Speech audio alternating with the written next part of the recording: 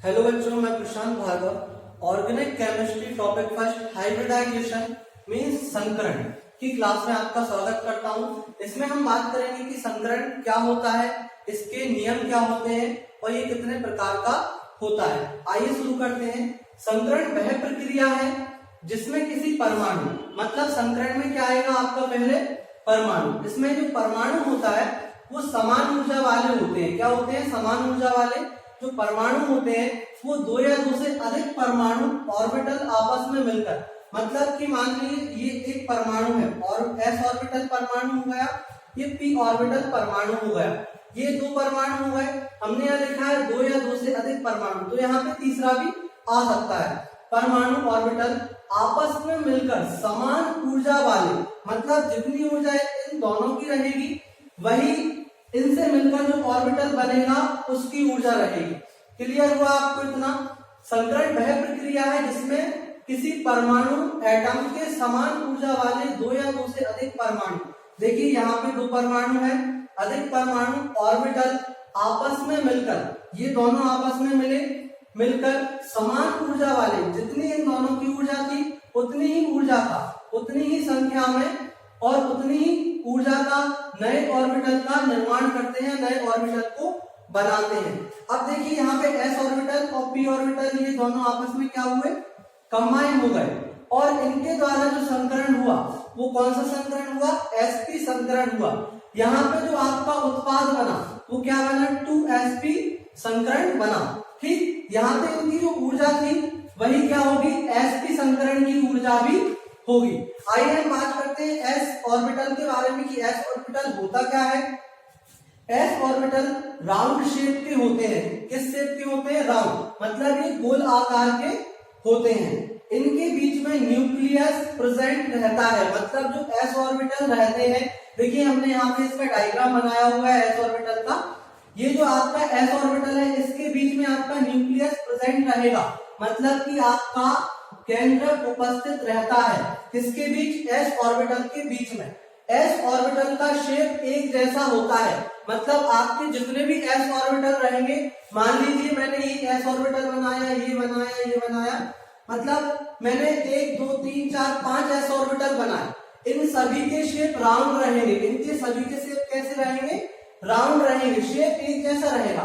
But लेकिन अलग अलग परमाणु में, मान लीजिए ये एक परमाणु है, ये दूसरा परमाणु है, इसी तरह ये आपके 5 परमाणु हो गए। इन सभी परमाणु में इनका साइज अलग अलग होगा, मतलब इन सभी के जो साइज रहेंगे वो आपके अलग अलग होंगे, लेकिन इन सभी परमाणुओं के बीच क्या उपस्थित होगा? एक केंद्रक उपस्थित होगा। देखिए हमने यहाँ पे एक ऑर्बिटल को लिया है एस ऑर्बिटल। यहाँ पे आप देख रहे हैं कि ये जो एस ऑर्बिटल है ये 1s ऑर्बिटल है, इसके बीच में क्या है?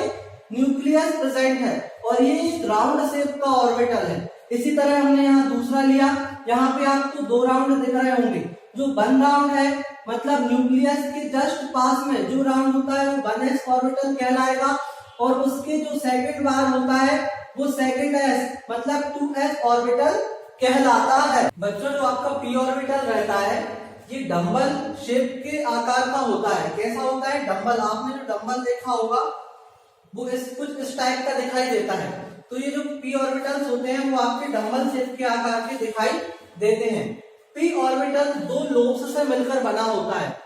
लोब्स, इसके बारे में देखिए, आपका जो ये डंबल दिखाई दे रहा है, यहाँ पे बीच में आपको जो ब्लैक ब्लैक दिखाई दे रहे हैं ये क्या कहला रहे हैं? आपके लोब्स कहलाते हैं। क्या कहलाते हैं? लोब्स कहलाते हैं। 2 लोब्स से मिलकर बना हुआ होता है।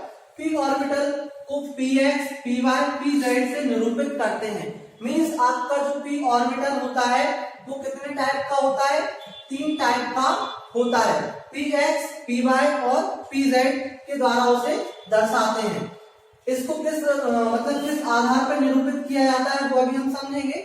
इनकी पहचान, मतलब जो निरूपित कर रहे हैं उसे कैसे पहचानते हैं? ये जिन अक्ष पर, मतलब आपका जो px orbital, py orbital, pz orbital जिस अक्ष के सहारे, मतलब एक्सिस के सहारे रहते हैं उसी से होती है।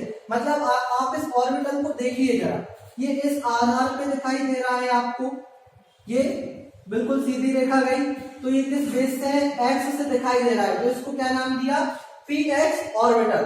आप इसको देख रहे हैं, ये जो एक्सिस दिखाई दे रहा है, ये जो अक्ष दिखाई दे रहा है आपको, ये क्या है, वाई अक्ष है, तो इसको क्या नाम दिया, पी वाई ऑर्बिटल। आपका जो ये वाला ऑर्बिटल है पी जेड ऑर्बिटल, ये आपको बिल्कुल सीधा दिखाई दे रहा है, ये किस अक्ष के सहारे खड़ा हुआ है, जेड अक्ष के सहारे खड़ा हुआ है, तो इसको क्या कहेंगे हम, P Z orbital. Is that clear? आपको आई होप ये समझ में आया होगा। पी ऑर्बिटल के बाद हम बात करेंगे संकरण के नियम की। संकरण के कुल 5 नियम होते हैं। पहला जो नियम आपका है, इसमें हम देखते हैं एक ही एटॉम के लगभग समान एनर्जी के ऑर्बिटल ही आपस में संकृत होते हैं। कुछ देर पहले ही हमने पढ़ा एस ऑर्बिटल और पी ऑर्बिटल, जब ये दोनों मिक्स हुए मतलब संकृत हुए तो एक नया ऑर्बिटल बना sp ऑर्बिटल।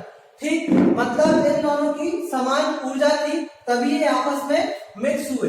सेकंड आपका जो नियम है, इसमें जितने ऑर्बिटल भाग लेते हैं, देखिए यहाँ पे 1 और 2, मतलब ये पहला ऑर्बिटल हुआ, ये आपका दूसरा ऑर्बिटल हुआ, इसमें जितने ऑर्बिटल भाग लेते हैं उतने ही नए संकर ऑर्बिटल बनते हैं, अर्थात संकृत ऑर्बिटलों की संख्या संकरण में भाग लेने वाले ऑर्बिटल्स की संख्या के बराबर होती है।